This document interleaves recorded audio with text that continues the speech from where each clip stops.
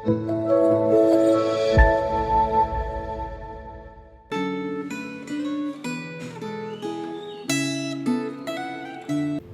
salam sejahtera jemaat terkasih dimanapun saudara berada. Perenungan refleksi Gema di Minggu Prapaskah ini mengambil sebuah tema menjalin relasi dengan Yesus Kristus dalam Injil Yohanes pasal 15 ayat 1 sampai ayatnya yang ke-17. Sebelum membaca dan merenungkan kebenaran firman Tuhan, terlebih dulu mari kita berdoa. Singkapkan rahasia kebenaran firman-Mu kepada setiap kami ya Tuhan, sehingga kami senantiasa hidup menurut titah-titah-Mu.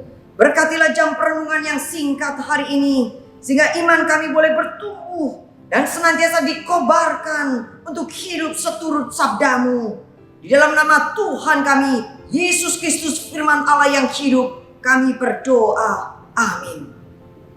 Saya akan membaca firman Tuhan dalam Injil Yohanes pasal 15 ayat 1, 2, dan 5. Demikianlah firman Tuhan.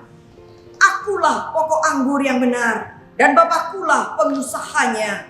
Setiap ranting padaku yang tidak berbuah dipotongnya, dan setiap ranting yang berbuah dibersihkannya, supaya ia lebih banyak berbuah. Akulah pokok anggur, dan kamulah ranting-rantingnya. Barang siapa tinggal di dalam aku, dan aku di dalam dia, ia berbuah banyak. Sebab di luar aku, kamu tidak dapat berbuat apa-apa. Amin. Saudara, Tuhan Yesus menggambarkan relasi antara dirinya dengan para muridnya sebagai hubungan antara pokok anggur dengan ranting-rantingnya. Di dalam ayat yang pertama, Yesus menyatakan, akulah pokok anggur yang benar. Menurut bahasa aslinya, yaitu bahasa Yunani koine, kata ganti orang pertama aku, ego emi ini disebut sebanyak 2 kali.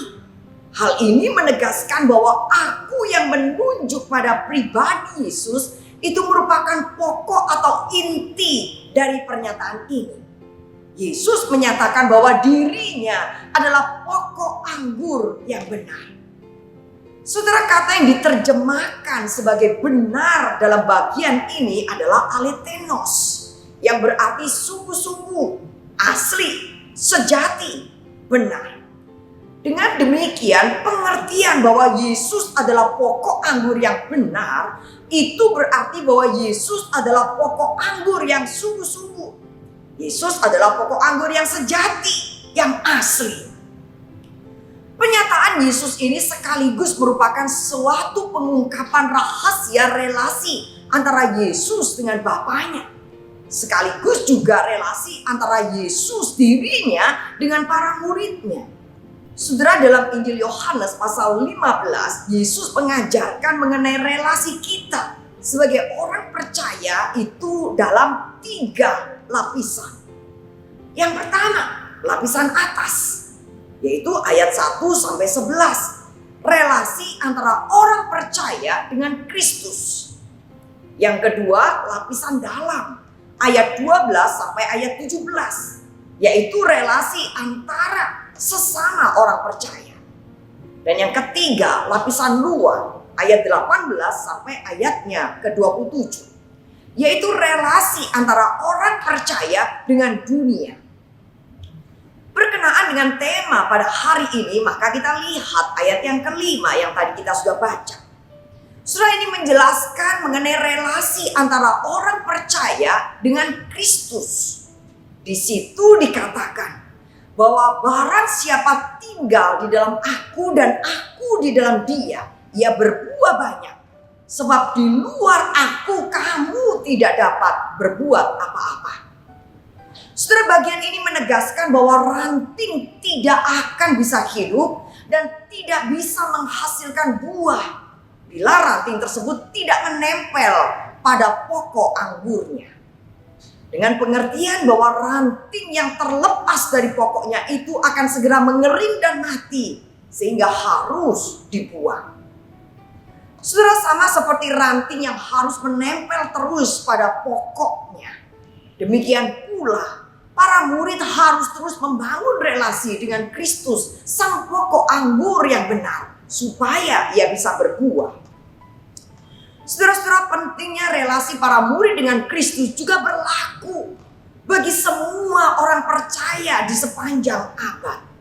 Bila kita tidak menjalin relasi dengan Kristus melalui pembacaan Alkitab, firman Tuhan, melalui doa, maka kita tidak bisa bertumbuh dan berbuah. Melainkan justru sebaliknya, kita akan mati seperti ranting yang mengering karena terlepas dari pokoknya.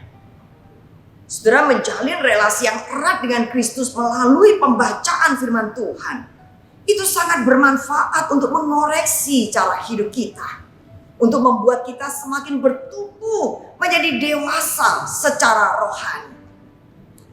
Bila kita memiliki relasi yang sehat, yang erat, yang akrab dengan Kristus, maka kita akan bisa mengenal kehendak-Nya.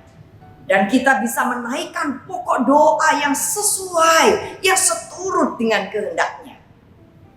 Doa yang sesuai dengan kehendak Allah, itu adalah doa yang berkenan kepada Allah. Sehingga doa seperti itu pasti akan dikabulkan oleh Tuhan Allah. Seperti yang tercatat di dalam ayatnya yang ke-7. Jikalau kamu tinggal di dalam aku dan firman-Ku tinggal di dalam kamu, mintalah apa saja yang kamu kehendaki dan kamu akan menerimanya. Saudara, ini merupakan janji bersyarat. Janji itu hanya berlaku bila syaratnya terpenuhi, yaitu jikalau kita menjalin relasi dengan Kristus, union with Christ, tinggal di dalam sang pokok anggur yang benar, dan firman Allah itu tinggal di dalam kita. Sebaliknya, bila kita tidak bersedia menyediakan waktu untuk menjalin relasi dengan Kristus, bagaimana kita bisa memahami akan kehendak Allah? Dan bagaimana kita bisa memiliki keinginan-keinginan yang sesuai dengan kehendak-Nya ketika kita berdoa kepada Dia? Saudara-saudara, perenungan refleksi Gema hari ini mengajak setiap kita untuk bertanya pada diri kita masing-masing. Apakah kita telah membiasakan diri untuk menjalin relasi dengan Kristus? Saudara, apakah kita telah sungguh-sungguh berusaha untuk memahami kehendak-Nya? Apakah kita adalah murid Kristus yang menghasilkan buah dan hidup memuliakan Dia? Mari saudara-saudara, di minggu-minggu Prapaskah ini kita bertekad untuk tetap tinggal, terus-menerus tinggal pada pokok anggur yang benar, yaitu Yesus Kristus, union with Christ. Mari kita menjalani hidup di tengah-tengah dunia ini dengan senantiasa menjalin relasi dengan Yesus Kristus, sang pokok anggur yang benar. Kita berdoa. Ya Tuhan, di minggu-minggu Prapaskah ini bawalah kami semakin mendekat kepadamu. Tariklah kami untuk senantiasa menjalin relasi dengan Engkau ya Yesus. Karena hanya dengan melekat kepadamu sajalah, maka hidup kami bisa menghasilkan buah. Tumbuhkanlah iman umat-Mu ya Tuhan, sehingga kami boleh menjadi murid Kristus yang sejati, murid yang menghasilkan buah, murid yang menyatakan kemuliaan Tuhan di tengah-tengah dunia ini. Di dalam nama Kristus sang pokok anggur yang benar, kami berdoa. Amin. Tuhan memberkati.